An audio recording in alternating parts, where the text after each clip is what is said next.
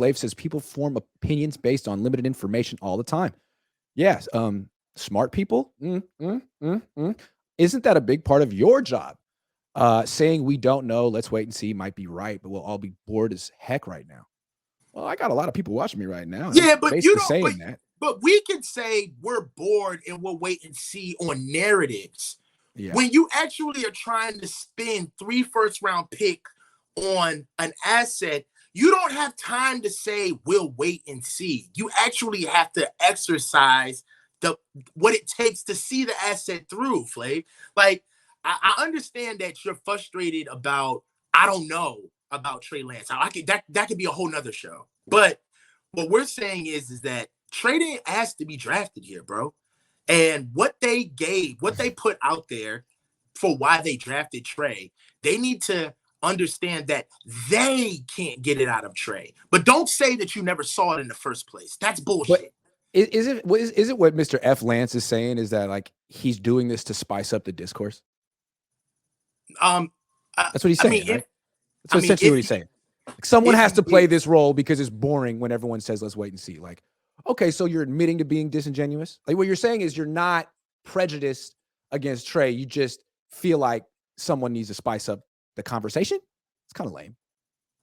I hope that's not it. That can't be it. Like, dude, you've built a whole brand around this. You have T-shirts and hats.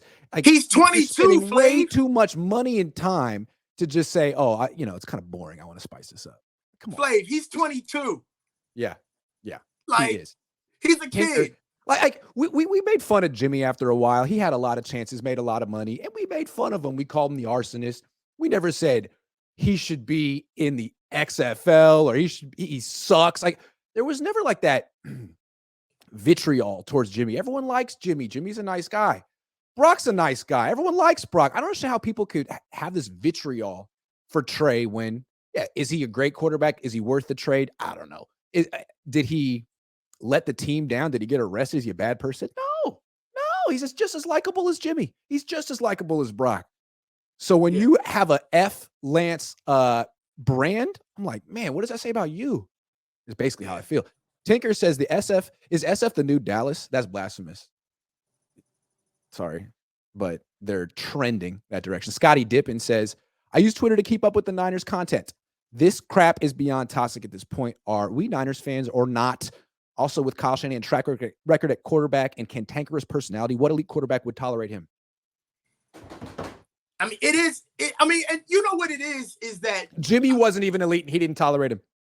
Bro, Jimmy, now that he's gone and you see what these quarterbacks have to put up with as far as like being able to come to the podium and just being like, there's really no faith in me, but I have to show 100% faith in my organization. And I know as soon as I fail that I'm on the chopping block and probably yesterday's news, but I'm A-okay as I'm rehabbing. Like, Jimmy made it look way better.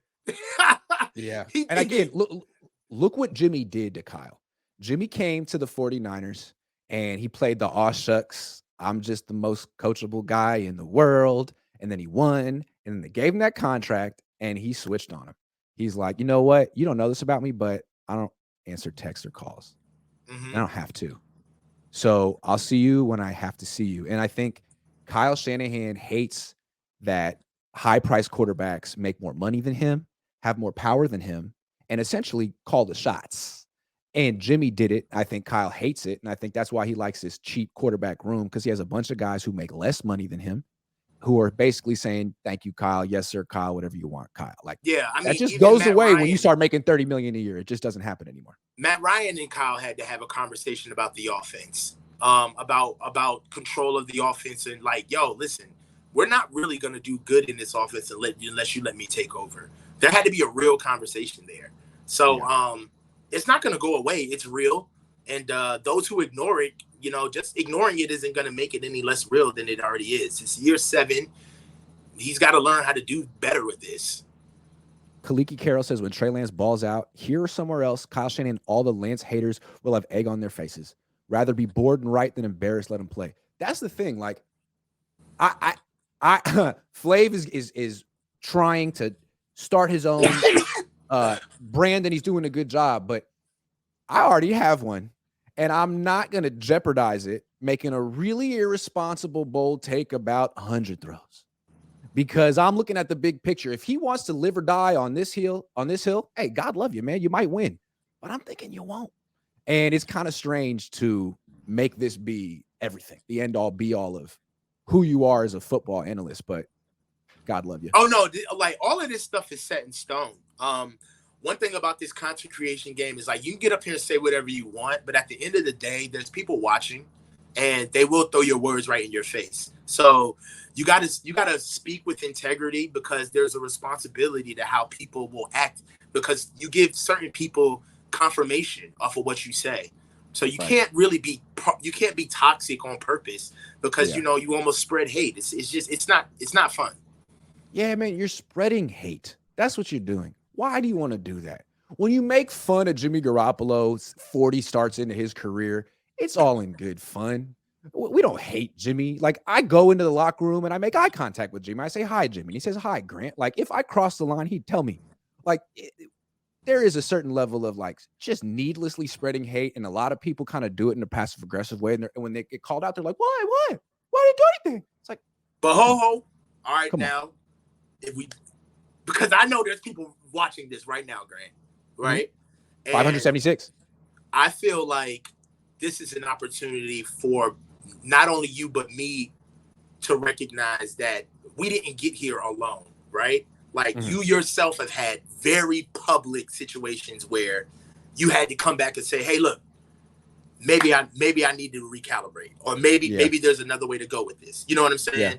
Yeah. And what we're doing is we're speaking from experience. Yeah. Right. We know how this type of stuff, what can breed from this type of stuff. So it's not as if we're talking from a position as if we don't know what it's like to come in with a heavy hand. Like when I first started this show, I went hard. Everybody knows how I used to be when I first came on this show.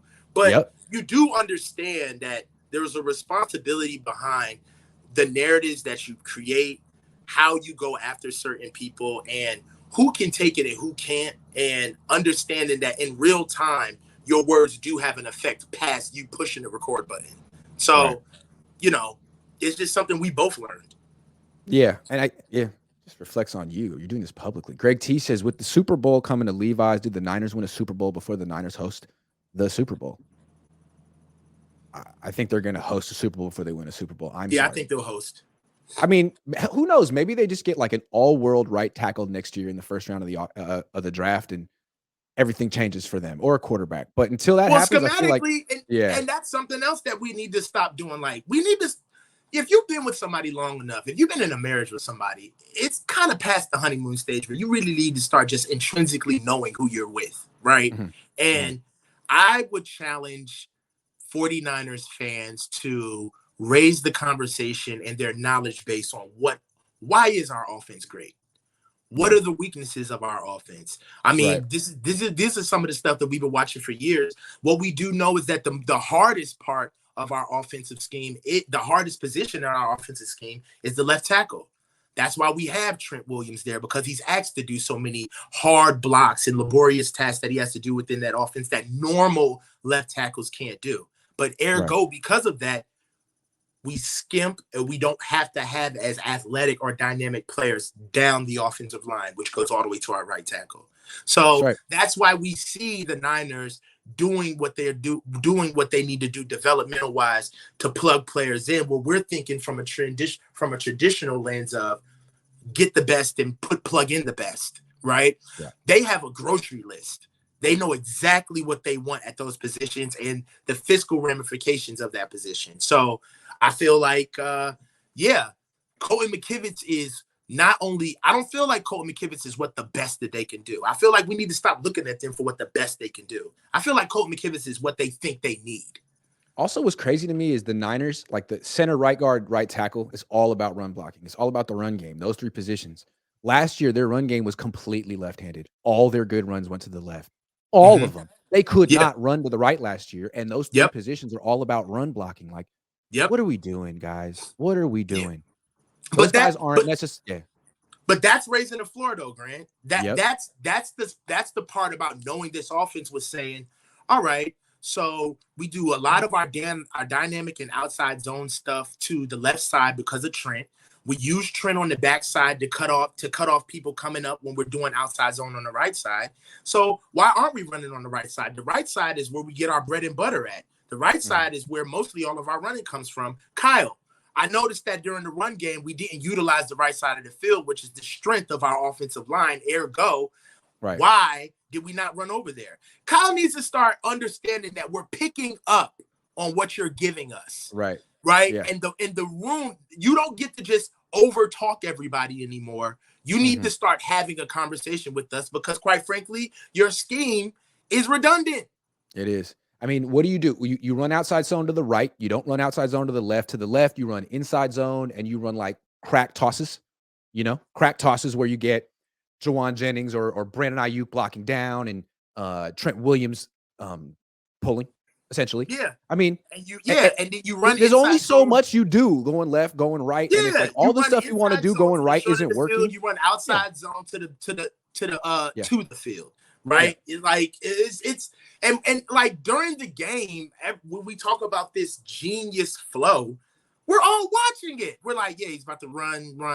Here comes a pass. I feel a play action coming right now. Like it could be seen, man. Yeah. Flave says, Coach, my only issue with Trey and the fans is just that I don't think he should play unless he's the best guy right now. I don't care about what we invested. It's in the past. That's fair enough.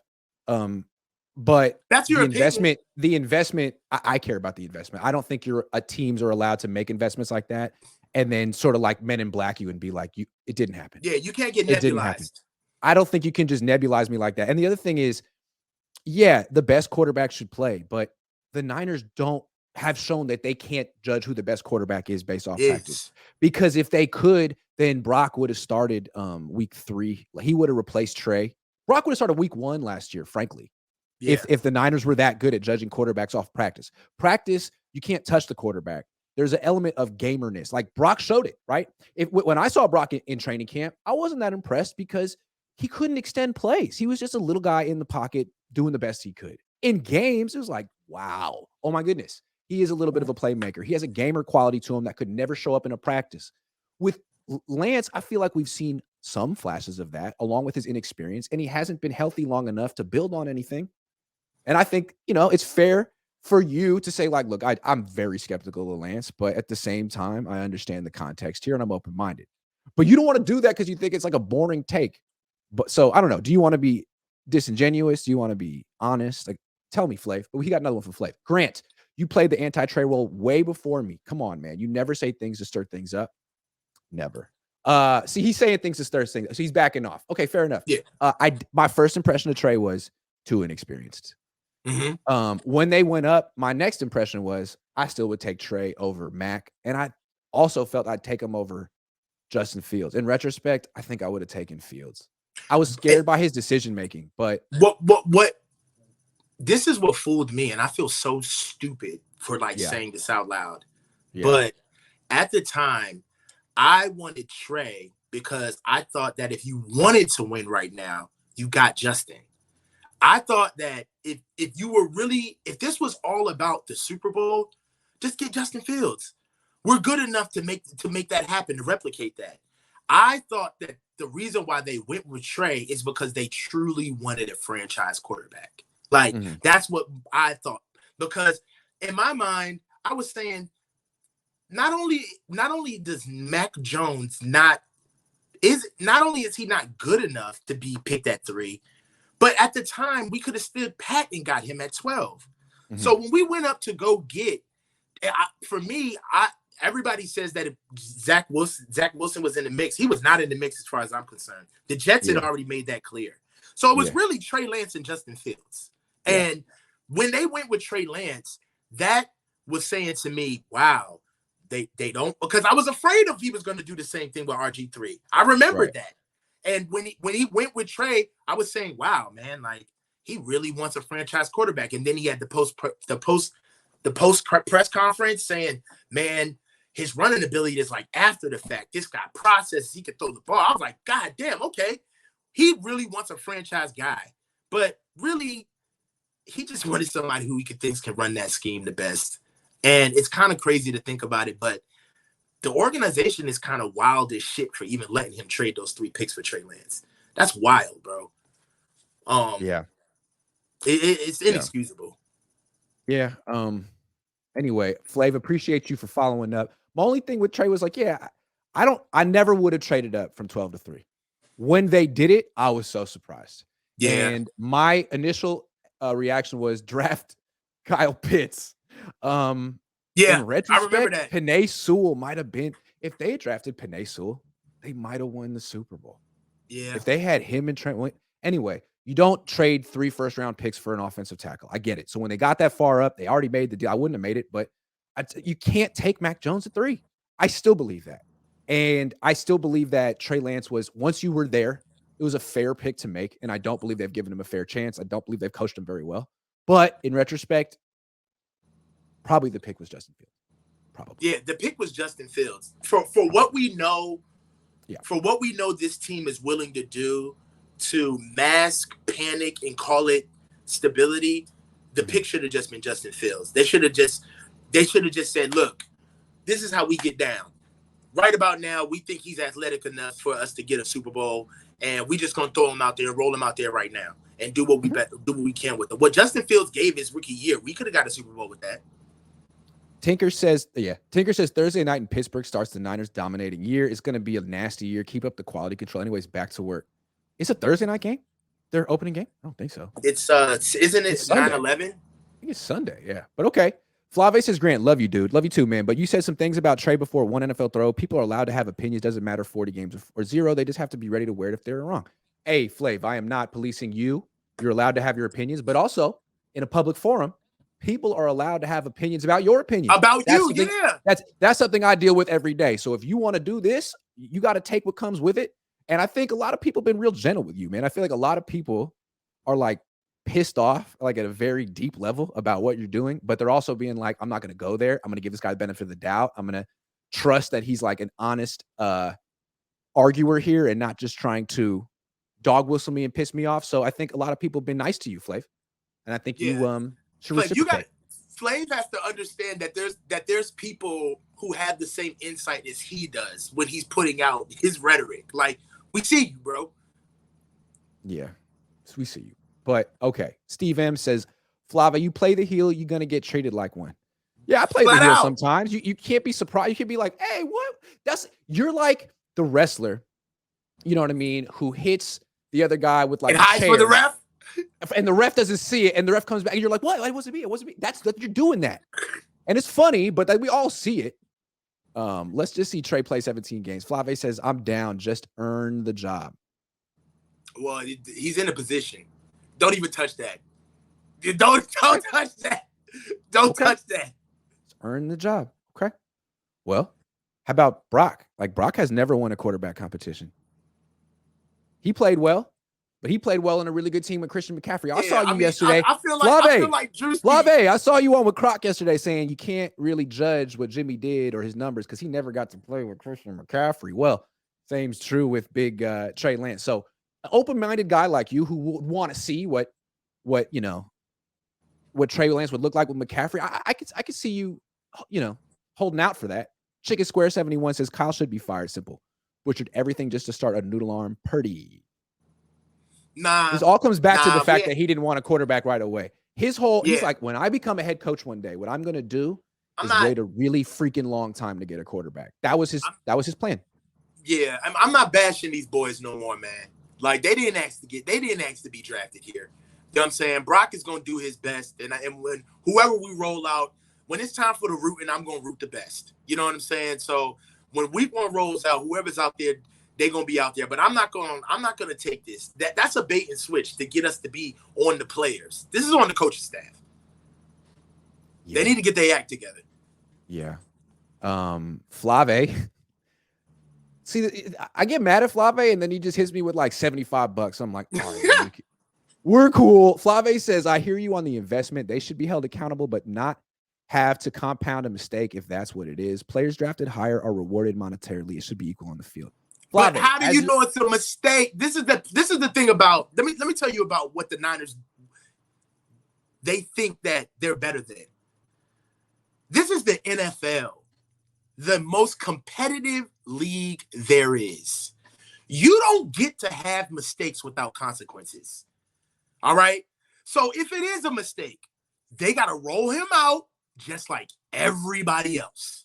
Okay? You don't get to spin that and then say, oh, we screwed up. Give us more money. No. They were paid for their decision. All right? So the consequences of their decision has to be rolled out, not hiding it.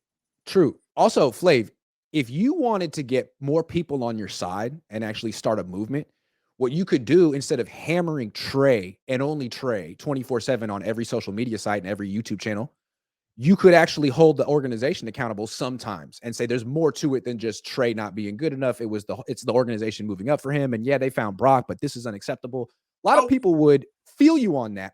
But if you just want to be the guy who has the most outrageous comment, then keep hammering Trey. It seems like sometimes you want to really be Daniel Kelly, the former scout for the Jets. Let's talk about it. Let's really go there. Trey is an easy mark. Trey ain't going to respond to nobody. Correct. Nobody's going to care that you've been out there. You're Flave. We don't even know who your real name is. Right. Why don't you go after the organization? Right. Why don't you go after people? That's a lot tougher. That's a lot tougher. Trey's low-hanging fruit. Yeah. Why don't you go after people who actually have the resources to figure out who you are? Yeah. That's a good point. Flav says, you guys killing me. I never said Jimmy shouldn't be held accountable. Love you guys. Okay. Love you too, man. Thank you for all the money. Flav put you on. I mean, honestly, I had a whole topic about Flav, and I felt kind of bad, like I'm talking about him behind his back. So I'm glad he was watching. I'm glad he responded. It also took guts to go in that spaces yesterday and be like, one against the world. So I just feel like, dude, again, you're kind of spreading hate. I know you think you're not, but you might want to think about just how you're doing this a little bit, because again, you'll either be right or you'll be wrong, and you'll have to live with it. And we all care about you, man. We don't want you to have the mark of Cain, the scarlet letter on your face the rest of your life.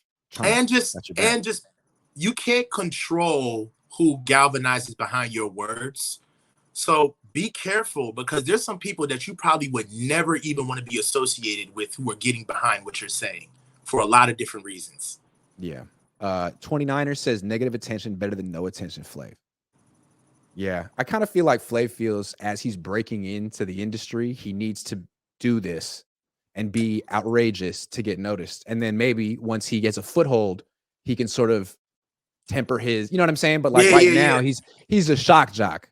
So as long as you understand, and he's essentially said that, like, look, I'm trying to get noticed. I'm trying to not be boring. You can't be boring. I get that too.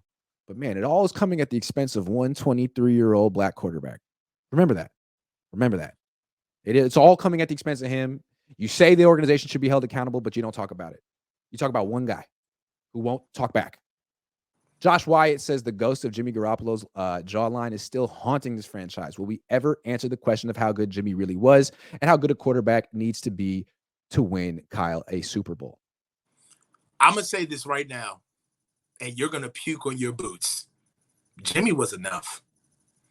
Now that we've seen, it's been 7 years, and now that we've seen their best efforts at bringing in quarterbacks and for what it takes, Jimmy was enough. Trey, you got to start asking the question of why was Trey even here in the first place? Because Jimmy was hurt and didn't come back. Didn't come back in the 2020 season, and that was something that maybe the coaching staff couldn't stomach.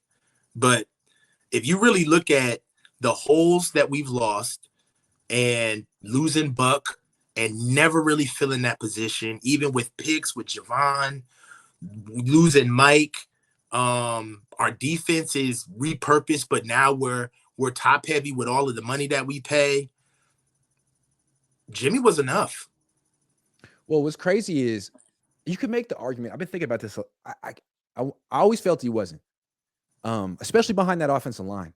But the way the Niners are constructed now with McCaffrey, you have the best weapons. You have the best defense. If you had a good offensive line too, like a really good offensive line, you could argue it wouldn't really matter who the quarterback is.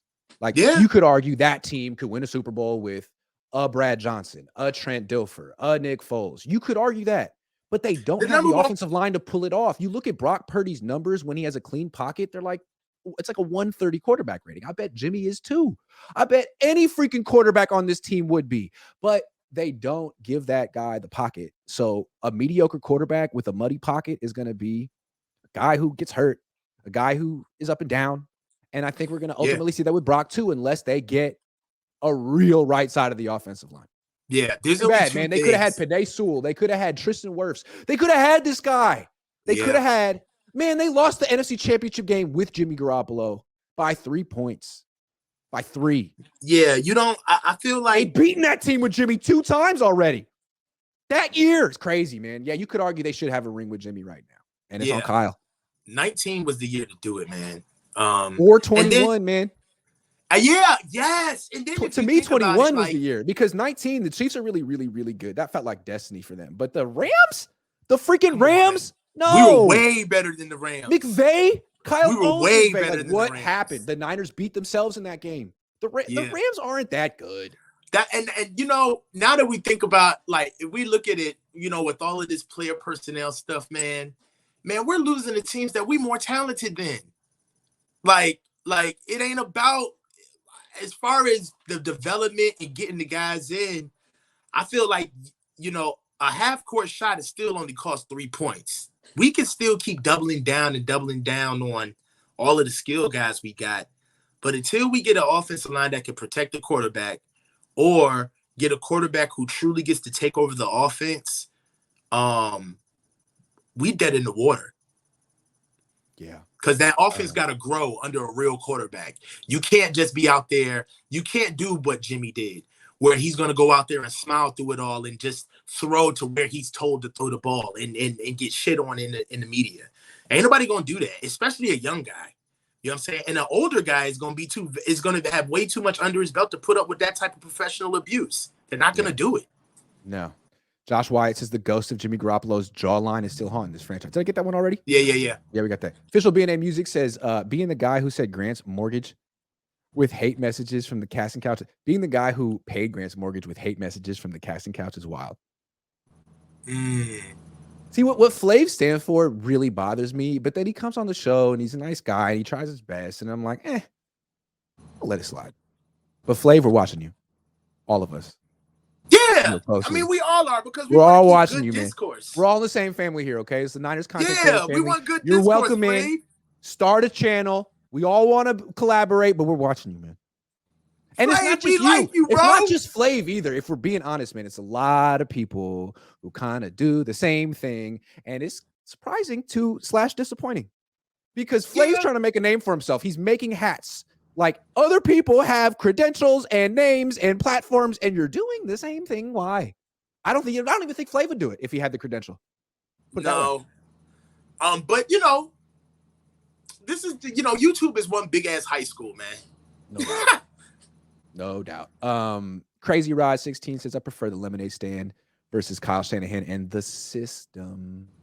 Say that again. If I have to hear one more freaking time about the system, man, I hate the idea that there is an ideal way to play offense from an X's and O standpoint. There is no ideal way. It's all about what you got. There is no ideal way. It's not about this is the platonic ideal of a scheme and let me find players who fit it. That's not what you do. It's not what you do. The best coaches, I mean, look at what the different types of offenses and playmakers Andy Reid's had the last 20 years. I mean, he had offenses where his number one receiver was his running back, his tight end, his wide receiver. Like, he's had every single different type of offense you could think of. Kyle has the same roles in every offense every single time, you know? Yeah. Every single time. Yeah. And it's hard to grow in from a quarterback standpoint, because when you think about defenses who know this scheme, they not only do they know the scheme, but they know where they want to put the ball. So, you know, we might have, I'm seeing Ghost 2.0 if Sammy gets out there. Okay. Well, we got the lemonade stand. Flave won't let the show in. People that think I send Grant a lot of money should get to work right now. That's the best comment of the day. Tell him, Flave, the small change. I heard Ashley roasted you though yesterday, Flave. That's the word in the street is that Ashley got you, dog. What happened? Hey man, Flave That's what people were saying. This is a lot of money. Get the hell. They need to get their ass to work. All I heard was that you were holding your own in the spaces yesterday. You were bobbing and weaving. You were working the ropes, and you were working the jab, and then you just got caught with the left hook by Ashley. What happened, dog? I Did you heard see it coming? He hit the canvas. I heard it. I heard it. I heard you. What? You hit the canvas. You had a standing 8, but you got back up. I heard you got back up. That's always good.